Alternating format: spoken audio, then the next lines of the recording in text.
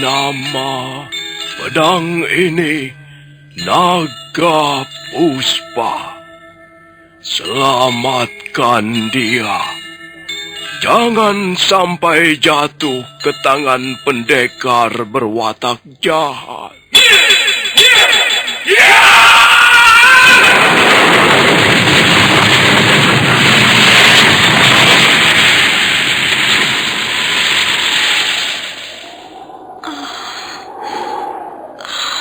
Kakang Kamandanu, kau masih juga tidak percaya bahwa aku mencintaimu. Meisin, maafkan aku, Meisin. Meisin, Meisin!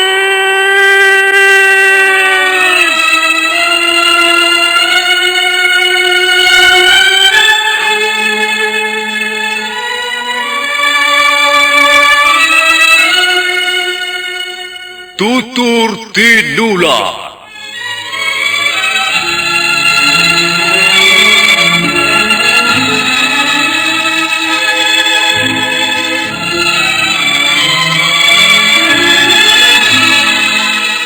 Sebuah sandiwara radio serial, produksi Sanggar Cerita dan Teater Sanggar Prativi. Sebuah kisah dengan latar belakang sejarah runtuhnya Singasari dan berdirinya Kerajaan Majapahit.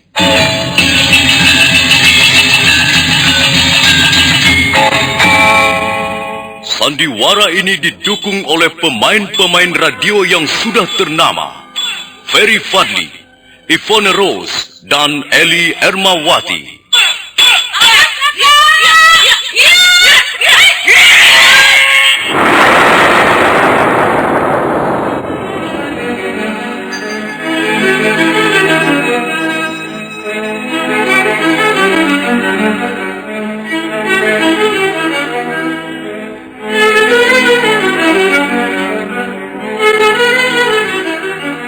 Cerita ini ditulis dan disusun oleh S. Tijab. Teknik dan montase dikerjakan oleh Rudi Tinangon dan Joko SP. Sutradara Y. Rudi Wartono. Kali ini mengetengahkan episode ketiga dengan judul Daun-Daun Bersemi Lagi.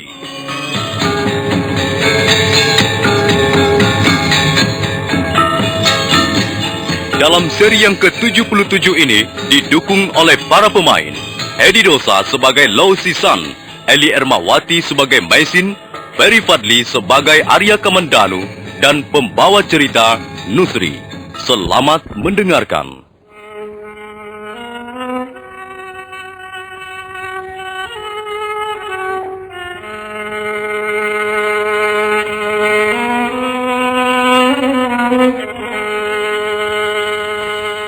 Pagi hari amat cerah, langit biru terbentang di angkasa yang tak bermega. Pendekar Lau nampak lebih segar dan bisa duduk dengan tenang. Pengembara aneh duduk di sebelahnya sambil memandang pohon-pohon di kejauhan. Tuan tidak melihat istri saya? Istri Tuan pergi mencari air bersih di bawah sana. Tuan tidak perlu khawatir. Daerah ini cukup aman. Dia memang istri yang baik. Iya, Tuan boleh bangga mempunyai istri seperti dia. Dia amat manis.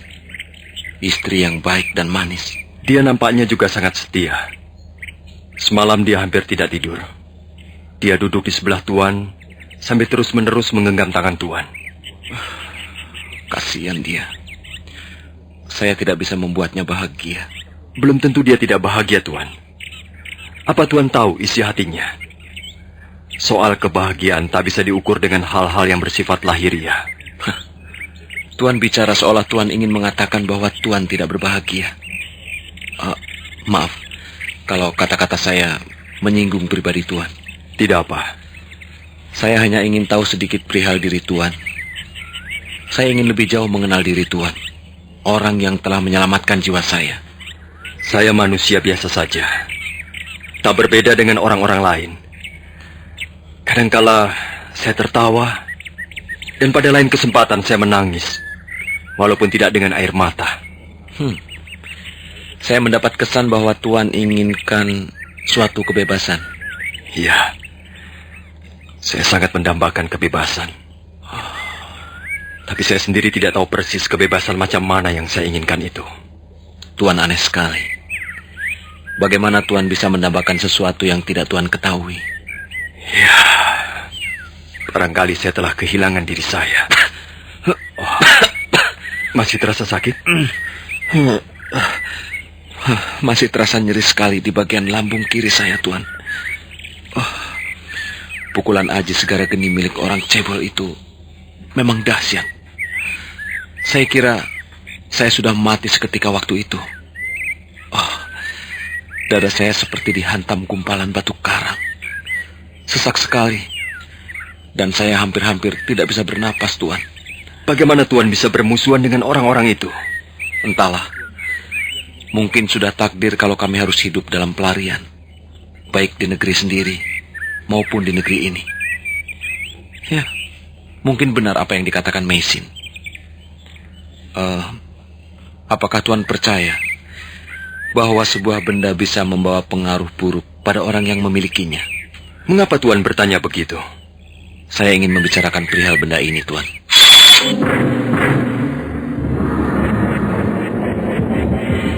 Senjata ini mempunyai kekuatan yang luar biasa. Menurut orang yang menciptakannya, barang siapa yang menggunakan senjata ini harus memiliki tenaga dalam yang handal. Senjata ini ibarat seekor binatang ajaib yang hidup dalam dunia dongeng. Tapi nyatanya, dia ada dan hadir di tengah-tengah kita. Dan binatang itu masih sangat liar. Sepintas lalu dia nampak tidak mau bersahabat dengan siapapun. Dia bisa membunuh orang, tapi juga bisa membunuh pemiliknya sendiri. Oh, Tuan mempunyai pengalaman-pengalaman yang khusus dengan pedang itu? Iya. Setiap saya menarik pedang ini dari sarungnya, saya merasakan ada sesuatu yang bergolak. Pedang ini seolah disentuh dan mulai terbangun dari tidurnya yang nyaman. Kemudian ada suatu aliran kekuatan yang makin lama makin kuat, Tuan. Dan jika aliran itu sudah memasuki jaringan pembuluh darah dan mulai menyebar merata ke seluruh tubuh, maka dia menjadi sangat ganas. Dia akan menyedot habis kekuatan kita. Dia dahsyat sekali, Tuan. Dia bisa merobohkan pohon besar dalam sekali tebas, atau menggugurkan batu-batu padas. Tapi pada saat yang sama, dia bisa membunuh kita. Aneh juga perangai senjata milik Tuan itu. Saya tahu sedikit dan banyak melihat aneka ragam senjata, tapi belum pernah menemui senjata seperti yang Tuan miliki. Senjata ini sesungguhnya bukan milik saya, Tuan. Lalu, milik siapa kalau bukan milik Tuan? Milik seorang yang menciptakannya. Sedang saya hanya mendapat amanat untuk menjaganya, Tuan. Orang yang membuat senjata itu pastilah seorang empu yang hebat. Dia bukan berasal dari bangsa kami. Dia adalah warga negeri ini. Maksud saya, dia penduduk Singasari. Singasari sudah jatuh, Tuan. Sekarang tak ada lagi negeri yang bernama Singasari. Iya. Tapi orang yang membuat senjata ini dulu berasal dari Singasari. Karena suatu keadaan, beliau terbawa ke negeri kami oleh rombongan utusan Kaisar Kubilai Khan. Di negeri kami dia lalu diperintahkan membuat senjata untuk Kaisar. Tapi karena suatu keadaan pula, akhirnya senjata itu justru diserahkan pada saya. Dan orang itu, bagaimana nasibnya, Tuan? Saya tidak tahu. Saya bersama istri saya lalu kabur dari negeri kami dalam kejaran prajurit-prajurit Mongolia. Ya, entahlah mengapa akhirnya kami tiba di negeri ini. Tuan mengatakan bahwa orang yang menciptakan senjata itu adalah warga Singasari. Siapa nama orang itu, Tuan? Dia bernama Ranubaya.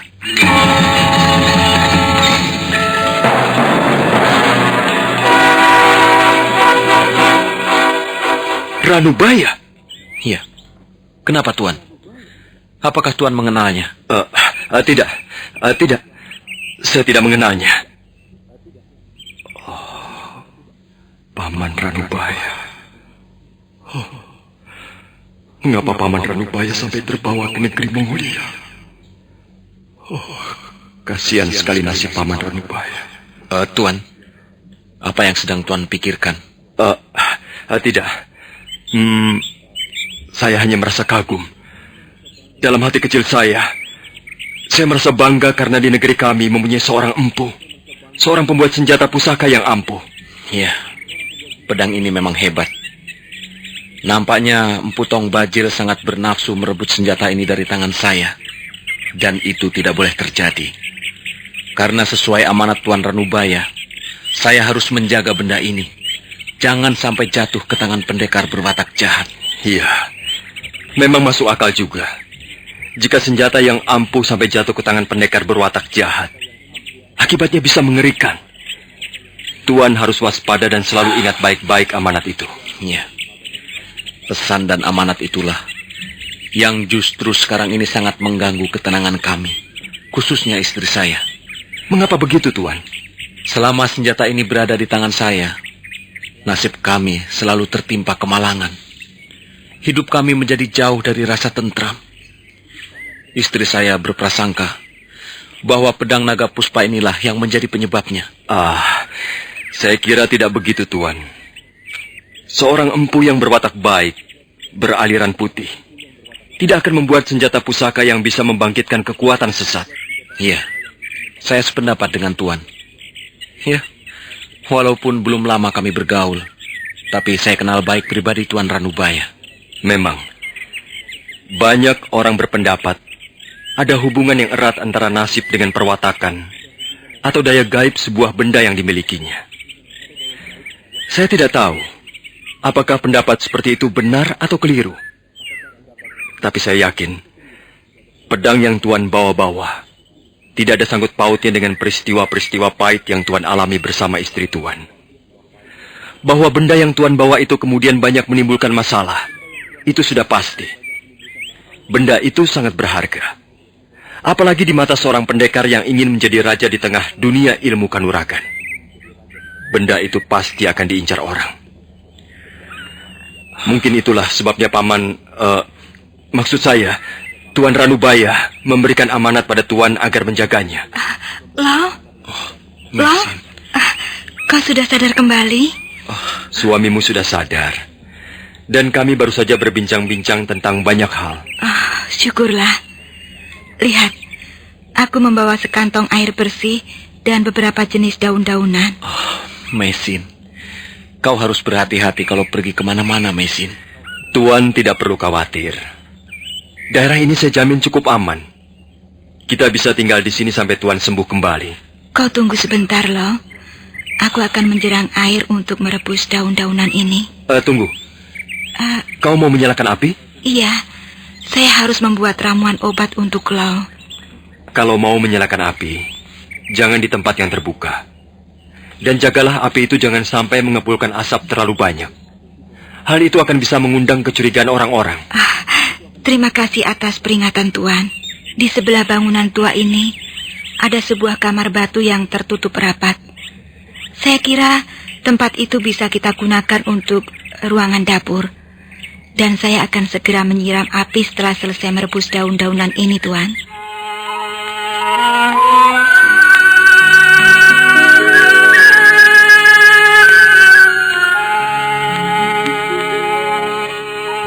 Selanjutnya mereka bertiga tinggal di tempat itu untuk beberapa hari lamanya. 4 hari berlalu tanpa peristiwa apa-apa. Pendekar Lo nampak lebih tenang, walaupun wajahnya masih pucat dan tubuhnya semakin melemah. Bila malam tiba dan udara dingin menyerang bangunan tua dan sekitarnya, pendekar Lo seringkali merintih perlahan. Panas badannya kadangkala menjadi tinggi sekali. Tapi menjelang pagi hari, panas itu turun dan kembali seperti biasanya. Bagaimana keadaan Tuan? Dada saya masih sering kali merasa sesak. Dan bagian lambung nyeri sekali. seperti ditusuk-tusuk pisau belati. Oh, mungkin masih ada sisa-sisa darah beku yang tertinggal. Tuan mau saya obati lagi? Tidak usah. Terima kasih atas perhatian Tuan. Tuan tidak usah terlalu cemas dan banyak berpikir. Tenangkanlah pikiran dan hati Tuan. Apakah saya kelihatan cemas, tidak tenang? Semalam saya lihat Tuan terbangun dan duduk sampai lama sekali. Jadi Tuan melihat saya terbangun? Iya. Saya sengaja tidak menegur. Karena saya takut Tuan terganggu. Ya, memang. Terus terang saya mulai merasa cemas. Pikiran saya seringkali sukar dikendalikan. Hati saya kadangkala mendadak menjadi gelisah. Apalagi semalam. Tubuh saya panas sekali. Tapi saya tidak mau membangunkan istri saya. Saya tidak ingin dia tahu apa yang saya rasakan. Mengapa Tuan tidak berterus terang? Saya kasihan padanya. Saya tidak ingin melihat dia gelisah dan sedih. Oh ya, di mana dia sekarang? Seperti biasa, dia mencari air bersih ke bawah sana sambil memetik daun-daunan. Istri Tuan itu sangat baik. Saya kagum melihat kesetiaannya. Dia memang seorang wanita yang berhati putih seperti kapas. Kasihan dia. Ya, saya mengawininya belum lama. Ketika itu, dia baru menginjak 18 tahun. Sedang usia saya sudah hampir setengah abad. Kami sebenarnya bukanlah pasangan yang serasi. Saya tidak sependapat dengan Tuan. Usia tidak menjadi ukuran keserasian pasangan suami istri. Dan saya lihat Tuan sangat serasi dengan istri Tuan. Saya hampir tidak melihat kekurangan dalam perkawinan Tuan. Saling mencintai, saling pengertian, dan saling mempercayai. Ketiga unsur ini Tuan miliki bersama istri Tuan. Mau apa lagi? Ya, Mesin adalah seorang anak yatim piatu semenjak berusia 3 tahun. Selanjutnya dia dipelihara dan diangkat anak oleh seorang pendeta Buddha. Dia selalu hidup dalam kesepian dan kekurangan kasih sayang. Itulah sebabnya saya bertekad untuk membahagiakannya. Tapi, luka ini. Luka di lambung saya ini membuat saya menjadi ragu-ragu. Tuan akan sembuh. Bukankah Tuan merasa bertambah sehat kembali? Saya ingin bicara dari hati ke hati dengan Tuan. Dengan senang hati, saya akan mendengarkan. Sudah beberapa hari ini, kita saling bergaul. Kita hidup bersama dalam bangunan tua ini. Kita makan dan tidur dalam satu atap. Tapi, anehnya, saya belum mengenal siapa nama Tuan. Apakah itu perlu Tuan ketahui? Kalau Tuan tidak keberatan, saya ingin tahu siapa nama Tuan. Nama saya Arya Kamandanu. Saya berasal dari desa Kurawan. Kalau begitu, Tuan pasti mengenal Tuan Ranubaya. Dia juga sering menyebut desa itu sebagai kampung halamannya, Tuan. Iya, saya kenal baik dengan Paman Ranubaya. Bahkan beliau sudah seperti orang tua saya sendiri. Saya sangat prihatin mendengar apa yang telah terjadi atas diri beliau. Tuan, kalau begitu pertemuan kita ini merupakan suatu kebetulan yang menggembirakan, Tuan. Tuan Kamandanu. Iya, Tuan Lo. Kalau sampai umur saya nanti tidak panjang, saya ingin menitipkan istri saya pada Tuan. Mengapa Tuan berkata begitu? Tidak seharusnya Tuan berputus asa. Kalau Tuan Lo mempunyai hasrat hidup yang besar, saya yakin Tuan akan sembuh. Tidak, Tuan Kamandanu. Saya masih merasa belum tenang melihat nasib istri saya yang belum pasti. Saya ingin mendengar kepastian itu dari Tuan. Maukah Tuan menjaga dia, melindungi dia kalau saya sudah tiada nanti? Saya percaya Tuan Kamandanu seorang pendekar yang tangguh dan berbudi luhur. Saya melihat kejujuran memancar dari dalam diri Tuan. Saya sangat bahagia jika Tuan bersedia memenuhi keinginan saya. harapan saya.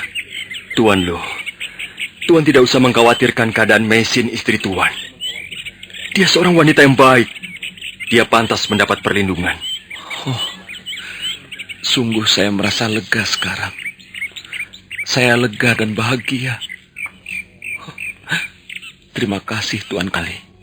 Apakah lukamu masih terasa sakit? Masih nyeri dan panas? Tidak. Aku tidak merasakan sakit lagi. Mesin, kau... Ada apa, Lo? Mengapa kau memandangku terus-menerus begitu? Kau cantik sekali, istriku. Kau mengajakku bercanda, Lo? Tidak, aku bersungguh-sungguh. Kau memang cantik. Bukan hanya cantik di luar, tapi hatimu, perasaanmu, kepribadianmu sebagai wanita pun tidak kurang cantiknya. Itulah sebabnya aku mencintaimu. Mesin. Wow, kau nampak aneh sekali sore ini. Diamlah. Aku ingin menciummu, istriku.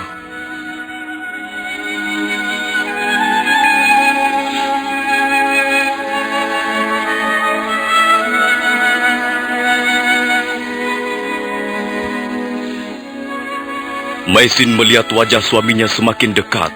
Kemudian dia merasakan suatu ciuman panjang yang amat mengesankan. Tapi mendadak dia tersentak. Hatinya menjadi berdebar-debar. Nah, para pendengar sekalian, bagaimana kisah selanjutnya? Silahkan mengikuti seri berikutnya. Sampai jumpa.